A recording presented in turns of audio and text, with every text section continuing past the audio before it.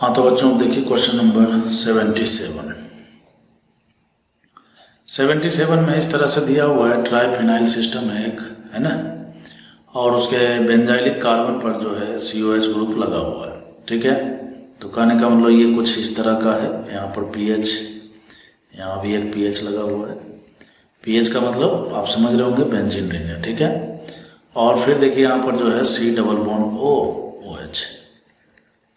ठीक, अब देखिए कहता है इन कॉन्सनट्रेटेड H2SO4, इसका मतलब मीडियम एसिडिक है।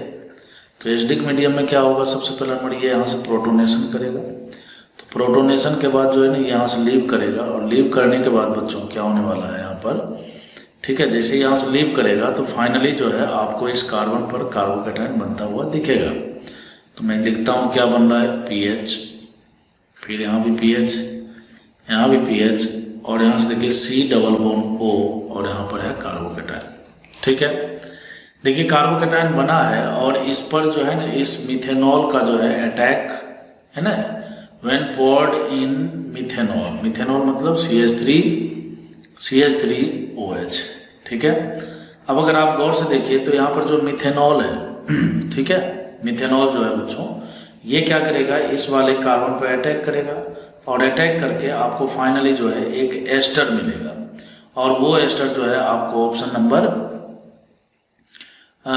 नंबर ए में दिख रहा है। ठीक है, तो कहने का मतलब यह है कि एक प्रोडक्ट तो आपको ऑप्शन नंबर ए के रूप में मिलेगा, एक प्रोडक्ट बच्चों इसमें और मिलेगा। ठीक है, बेसिकली क्या होता है कि आप जानते हो कि कार्बोकैटायन जब भी किसी कंपाउंड में बनता है तो उसमें रीअरेंजमेंट होते हैं। रीअरेंजमेंट क्यों होते हैं, स्टेबिलिटी के लिए। समझ के बात को, क्यों, इंटरमीडिएट जितना ज़्यादा स्टेबल होता है, कार्बोकैटायन जितना ज़्यादा स्टेबल होगा, जो हमारा मेजर प्रोडक्ट है ना वो उसी से डिसाइड होता है। तो बेसिकली इसमें क्या है कि एक रीअरेंजमेंट होता है, और वो रीअरेंजमेंट इस प्रकार से होगा जो पॉसिबिलिटी है, ठीक है, कि ये जो कार्बोकैटायन है बच्चों, ठीक है, कहने का मतलब ये जो CO है ना, ये CO कार्बन मोनोऑक्साइड, ये यहाँ से लीव करेगा, और फिर फाइनली जो है ना यहाँ पर जो है कार्बोकैटायन इस वाले कार्बन पर शिफ्ट हो जाएगा। तो सवाल उठता है कि क्या ये पॉसिबल है। देखिए पॉसिबिलिटी जो है इसी बेस पर देखी जाती है कि इसके बाद जो आपने कार्बोकैटायन बनाया, ठीक है, कार्बोकैटायन रीअरेंज तभी होता है, कार्बोकैटायन दूसरे कार्बन पर तभी शिफ्ट होता है जब उसकी स्टेबिलिटी बढ़ जाएगी। अगर आप गौर से देखिए यहाँ पर, तो ये जो कार्बन है ना, कार्बोकैटायन है, यहाँ पर ज़्यादा से ज़्यादा इसको इस ऑक्सीजन के रेजोनेंस के द्वारा स्टेबिलिटी मिल सकती है।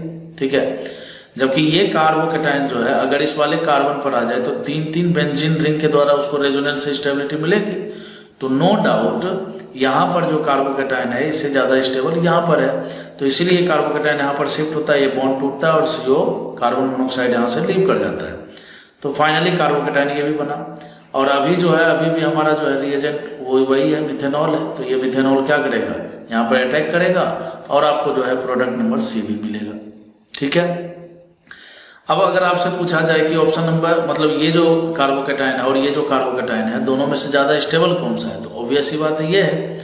तो जो कार्बोकैटायन जितना ज़्यादा स्टेबल होता है, मेजर प्रोडक्ट आपको उसी से मिलता है। ठीक है बच्चों, तो फाइनली जो है इसका करेक्ट आंसर क्या होने वाला है, ऑप्शन नंबर C होगा। ठीक है, चलिए क्वेश्चन नंबर 78 पर बात करेंगे। क्वेश्चन नंबर 78 में बच्चों ये जो है टोसाइलेट क्लोराइड दिया हुआ है। ठीक है, तो ये जो टोसाइलेट क्लोराइड है बेसिकली ये क्या करता है ना, मैं आपको इसका स्ट्रक्चर बना के दिखाता हूँ कुछ इस तरह से।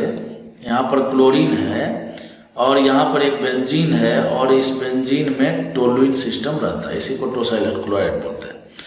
तो बेसिकली क्या होगा, यहाँ पर जो ऑक्सीजन है ना, ये oxygen as a nucleophile attack करता है सल्फर पर, और ये खुलेगा यहाँ पर O- के रूप में, लेकिन डबल बॉन्ड का स्ट्रेंथ ज़्यादा होता है, तो ये दोबारा रीअटैक करके और यहाँ से क्लोरीन को बाहर निकालेगा। किसको निकालो पहले, क्यों, क्लोरीन एक अच्छा लिविंग ग्रुप भी है।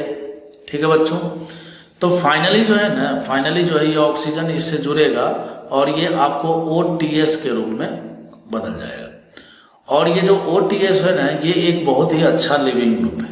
समझ के बात को, कैसे आप सोचिए, अगर आप यहाँ पर इस क्लोरीन के जगह पर, अगर आप इस क्लोरीन के जगह पर, ठीक है, मैं आपको बना के बताता हूँ, S डबल बॉन्ड और O और O-, जब ये बॉन्ड टूटेगा यहाँ से तो ये O- के रूप में टूटेगा।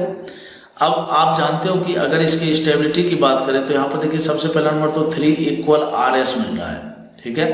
तो चूंकि 3 इक्वल RS का मिलना, ठीक है, इस बात को रिप्रेजेंट करता है कि ये जो एनायन है ये बहुत ज़्यादा स्टेबल है, और जब कोई भी एनायन बहुत ज़्यादा स्टेबल होता है तो वो एक वीक बेस होता है, समझ के बात को, और वीक बेस एक अच्छा लिविंग ग्रुप होता है, समझ में बात। या फिर हम डायरेक्ट ही बोल सकते हैं कि देखिए ये बॉन्ड टूटेगा कि नहीं टूटेगा, तो आप तोड़िए, तोड़ने के बाद जो बनने वाला एनायन है अगर वो स्टेबल होगा, भाई हमारा बॉन्डिंग जैसे मान लीजिए है, इसके साथ है, किसी के साथ भी है, और मान लीजिए ये बॉन्ड टूटने के बाद मैं ज़्यादा सुकून महसूस करूं, है ना, मुझे ज़्यादा स्टेबिलिटी मिल रही है, तो मेरी कोशिश क्या होगी, ये बॉन्ड भले ही टूट जाए। तो वैसे ही टोसाइलेट ग्रुप जो है, ये जो एनायन है, इसका एनायन बहुत ज़्यादा स्टेबल है बॉन्ड टूटने के बाद, तो इसीलिए ये एक अच्छा लिविंग ग्रुप है, इसे भी आप समझ सकते हैं। तो फाइनली क्या होगा यहाँ से, ये एक अच्छा लिविंग ग्रुप है।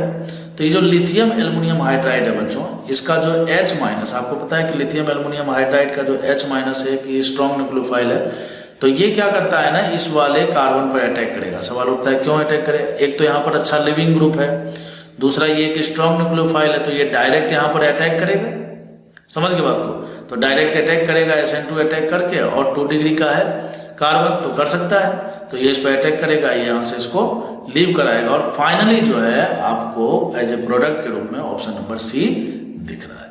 समझ में आई बात। तो ये बहुत ही बेसिक टाइप का क्वेश्चन है, ठीक है, लेकिन अच्छा क्वेश्चन है।